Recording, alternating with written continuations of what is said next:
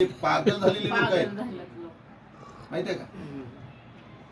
परत आणखी बुद्ध म्हणतात, भरपूर संपत्ती कमवून ठेवण्यापेक्षा बारीक संतती कमवा. आपली संतान पण तशी निघली पाहिजे आणि ते माता पित्याची जबाबदारी आहे. बरोबर आहे? तुमची मुलं आहेत, तुमच्या मुलांना योग्य वेळी योग्य संस्कार दिले तर ते माणसं बनतील, नाही तर बनतील का? नाही बनत. आणि तसे संतती माणसं बनवण्यासाठी स्वतः मायबापाला माणूस बनावं लागतं. मायबाप जर माणूस नसतील तर संतती माणूस बनेल का? म्हणून भगवान बुद्धाच्या धर्माला सुसंस्काराची जननी म्हणतात. याची गरज आहे समाजाकडे पोहोचवण्याची. ही विचाराची देवाणघेवाण झाली पाहिजे आपल्याला.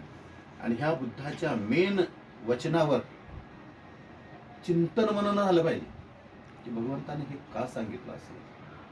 मनुष्य जीवन परिपूर्ण ह्याच्यावर आधारलेलं आहे. ना धन ना दौलत हे तर क्षणिक सुख देणार आहे हो, पण सर्वात मोठी आरोग्य धन संपदा बुद्धानं. लोक ह्याच्याकडे भान नाही. ना लोक ध्यानावर आहेत ना लोक भानावर आहेत. भानावर आहेत. आज बघा तुम्ही कसा धिंगाणा चाललाय आपल्या लोकांचा.